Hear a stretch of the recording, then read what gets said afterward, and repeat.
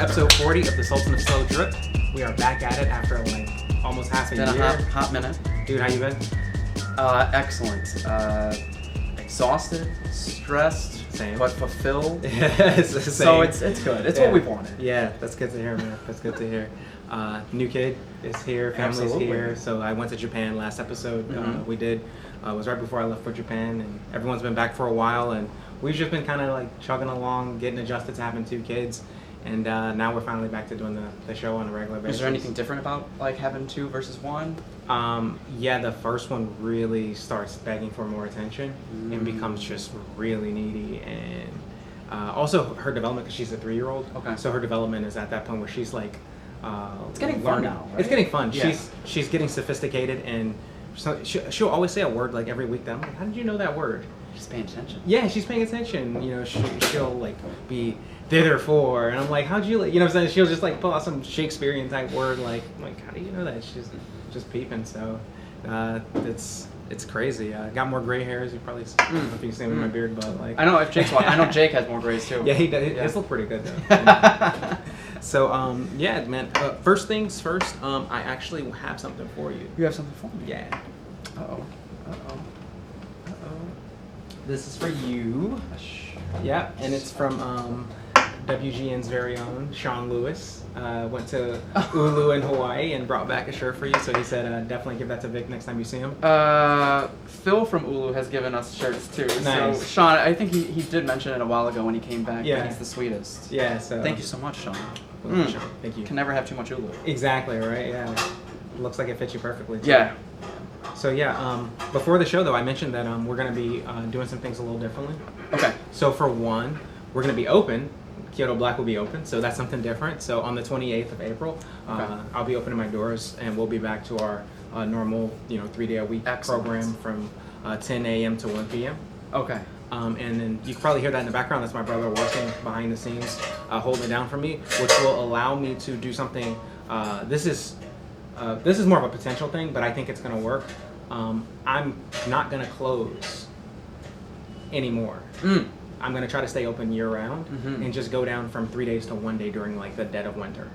Okay. Yeah, because like... Is it because you've heard a certain amount of demand for that? Yeah, people have been hitting me up while I've been closed, and been feeling kind of guilty about just not being as accessible to them to come into the door. So, the main choke point was that I personally didn't have the time to come in here and stay and man a shop while I'm still doing other work.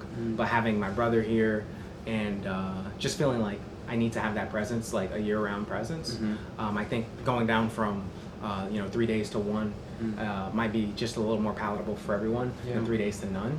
Yeah. And then also too for you Christmas shoppers, I'll be open like during that time. That fix. So you can get that Jones and come in here, for the holiday season. So yeah, so we'll see how that goes. But and also in the spirit of changes, I am going to start doing signature drinks on my menu. Amazing. So we're adding the first new items to the menu, which are going to be signature drinks, and then that's actually what today's episode is about. So are you keeping it small? yeah, we're keeping it small. It'll probably be like at most 2 different options. Okay. That will just kind of like rotate maybe, or yeah, maybe rotate. If something is really, really popular, it might stick on the menu. And then, occasionally we might have 3 or 2, that kind of thing. But I definitely want to keep it small. Like the menu just functions well as a small menu. That's awesome. And we have.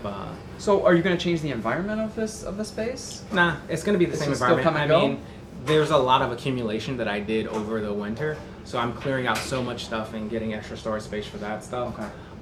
I accumulated like stuff to work on my car, all kinds of crazy stuff in here. So. So no new car.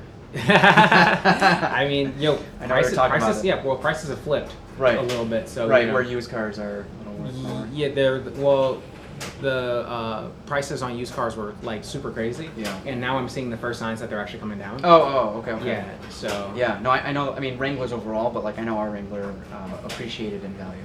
After we got T-boned and then totaled. What? But Justine picked me up from work, and then 5 minutes after she picked me up, we were going through a yellow light, made it past the midsection of the intersection, and a car opposite from us waiting to make a left kind of thought maybe we were going to slow down, but they gunned it, and they hit the rear side our driver's side, the rear part of our driver's side.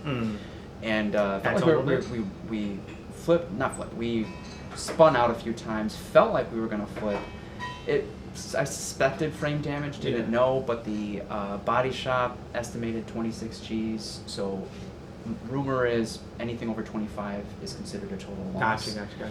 Paid everything out, the rest of my lien, including almost 10, 11 Gs personally to me, and I was able to get another car. Congrats. It's like it's rare, but I'm so fortunate that things happen the way they happen, and there's so many things could have happened. It could have been a drunk driver. It could have been a stolen vehicle. Could have been uninsured. Could have been injured. Uninsured. Could have been hurt. Like dogs could have been in the back. So it could have been a lot of awful things that could have happened. So you move on as best as you can. Yeah. Dang, that's crazy. Yeah. And because Wranglers are so expensive, I did not get another one. Okay. Well, I'd be happy to see like what you got after we Mazda. I went Mazda. Hey, SUV or SUV. Did not even think I would, but it was next to a Volkswagen dealership. So another story for another day. But happy with it. That's cool, man. So I guess you got some changes of your own. Right? So many changes from like wedding planning is coming along. Invites were sent. We bought wedding bands, tuxes, first alteration for her dress. Everything's good on the wedding end. Nice. Wedding season as a wedding photographer's coming up, so it's getting like driving here. You see like the trees are budding and it's everything's beautiful blossoming. outside right now. So spring is here, guys. And then the EMT class has never been more pumping and busy, and we're grateful for that. And then over the last 2 weeks, like my podcast just went viral. Like 2 clips of the podcast went viral. I gained like 15,000 followers. Oh man! Over the last 2 weeks. That's incredible. So you think you think it's gonna be like this incremental increase, but like you just keep.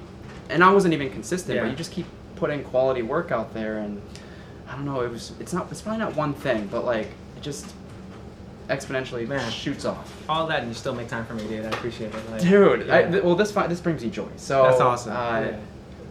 I'm happy to be here. Yeah, it's funny too, because like what you were saying is kind of what I was thinking about in my own personal kind of career trajectory with Kyoto Black, where it's like literally you expect to just kind of like go in this direction, but literally you go like this, and then you go boom like this, and then you go like this, and then you go like this, sure, and then you go like this, and then it's definitely not linear. Yeah.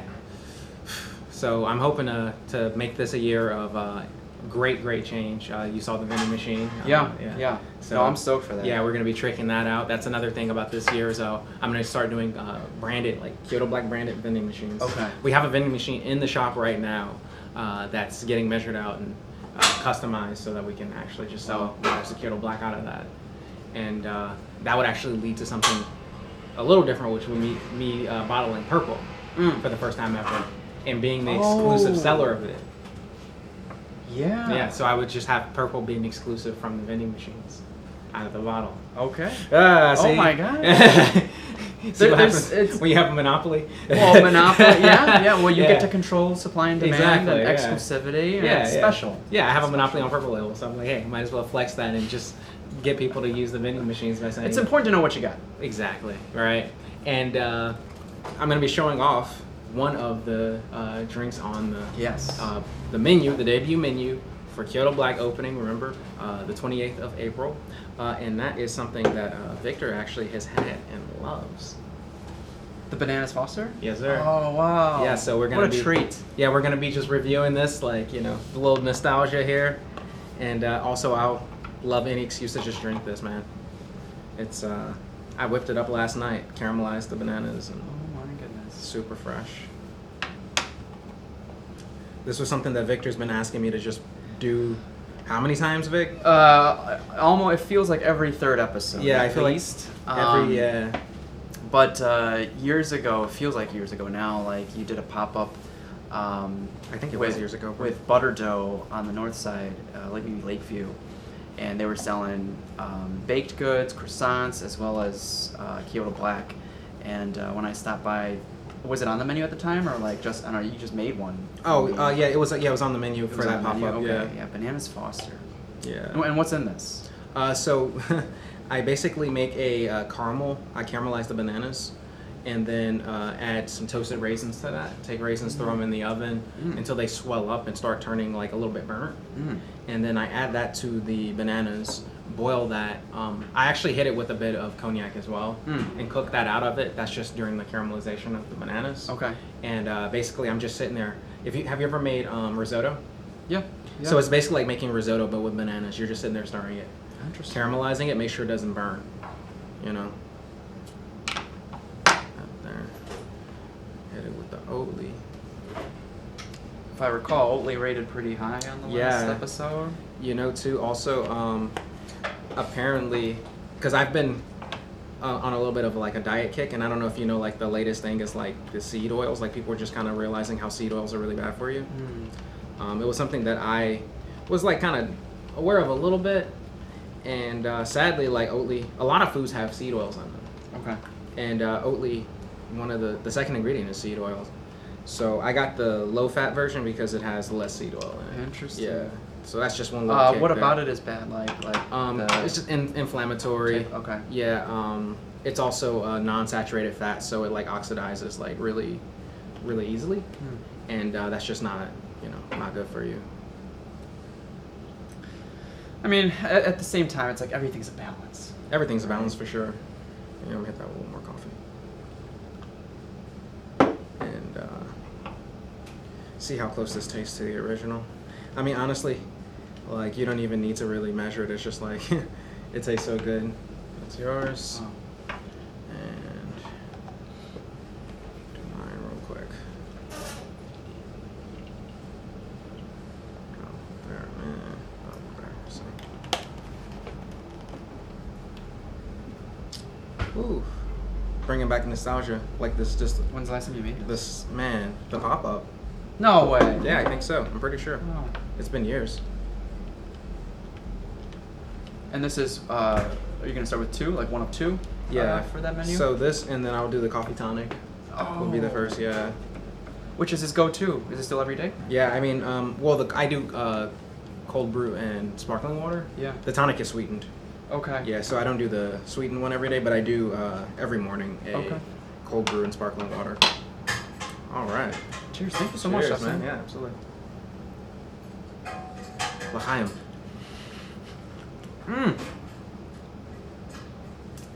See, I'm not a banana guy, Mm. but this is fantastic. You know, I'm gonna put a little more banana. You want some more banana? Yeah. I'll put a little more in here. I just love that banana so much. Put a little more in there. See. I really want Was that. that too thin? I just want that banana to really pop even more. And it's like, this is actually a big serving. So, definitely want to make sure that that is like really, really banana-y. Because the drink is called But I Love Bananas. So it's got to have a shit ton of banana. I think I made it for the cutoff for, apparently you can't swear within a certain amount of time on a YouTube video without it getting like D-ranked. Okay. You know, it'll get hit by the algo. But if it's after, I think, a minute and 30 seconds or something, I think you're okay. Here we go. Yeah. That's it right there. I almost crushed that actually. I had to stop myself. I almost like literally pounded that in like one gulp. We'll get one of these for you too, Josh. Josh is over in the background. He's like, Slaving away. what you got there? So yeah, man, I'm pumped. I just want to give people more of a reason to come into the shop, you know? Yeah. So staying open. Because you can't find these drinks specifically. Yeah, this drink right here, this is a completely original recipe as far as I know. Not saying that. I mean, I don't frequent many different coffee shops, but I don't know of one that like creates a bananas, type drink. And it's such an amount of work that goes into it. Like literally, you're just sitting there. Like I was there for half an hour, just literally just making sure There's that a lot that goes into it. It's all just making sure it doesn't burn. You're just sitting there for half an hour. So I figure you offer something like this, people get to see the. It's a callback to what we were doing, you know, what with David, and who's also opening a spot too, Truce, which should be pretty awesome. What kind of spot? It's gonna be a bar. It's a bar. Yeah, so him. he hasn't put out too many details about it. I've heard the coffee's gonna be really good there though. Sure. Yeah. I'm sure he'll come on to share when he's ready. I think so. Yeah, we'll definitely have to get him on the show at that point. So I'm about ready to go pound this. Anything you want to say before we wrap this? Did you want to do the episode? tonic, or you just say that for another episode? We'll save that or- for. I mean, people have seen the tonic already, so. Yeah, no, it Yep. just feels good to be back. Yeah. We're excited to see this growth and see what's up with that. You know, the vending machine is behind Yeah. the camera, but welcome back. Thank you. Yeah.